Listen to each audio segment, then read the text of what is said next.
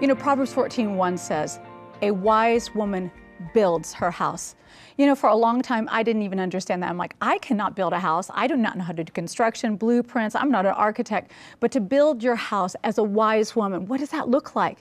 When I was newly married, I had no idea what it would look like to build even a healthy marriage, let alone a house. But I wanted to be a wise woman. So what does a wise woman do to build her house? Well, one of the things she does is she builds her husband. She builds her husband, and she doesn't speak to the man that is, but she begins to speak to that man that you know, girls, you all can see. When I first married John, I said, why do I see him this way and he's acting this way? And so I began to nag that difference. But nagging does not build. Nagging tears down. It says, with a foolish woman, she tears down her house with her own hands. Wise builds, foolish tears down with her own hands. I don't want to be foolish. I don't want to be a demolition expert. I don't want to be an expert in people's flaws. I don't want to be critical. I want to be somebody whose words can actually build up other people.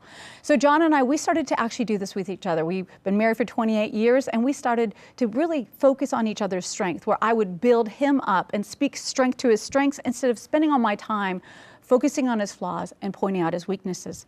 And it was amazing. I thought he'd become an egomaniac if I spoke strength to his strengths, but that's not what happened. He actually just began to flourish. And when I saw my husband flourish, then I just got a little crazy with this. I just had so much fun speaking strength to his strength. I just started complimenting him all the time. And then you know what happened? My boys started to see, hey, this is how women are supposed to treat men. And it actually began to become a very protective environment for our family, that women that were honoring, women that built their house, treated men a certain way. You know, when I build up my husband, it just has to come back to me. You know, you can't sow building up and encouragement and strength and enthusiasm and have it not come back to you. And you say, well, my husband doesn't build me up. I'm not going to build him up. You know what? We need to start. We need to start building each other's lives. And then you say, okay, why are you picking on the women? Why are you telling the women they have to build? Well, that's what God says to me. So I'm just telling you what he said to me. But if a wise woman builds her house, what does a wise man do? A wise man, brothers, I hope you're listening out there, builds his woman. Because if you build your woman, she'll build your house. You know, it doesn't take a whole lot to build us.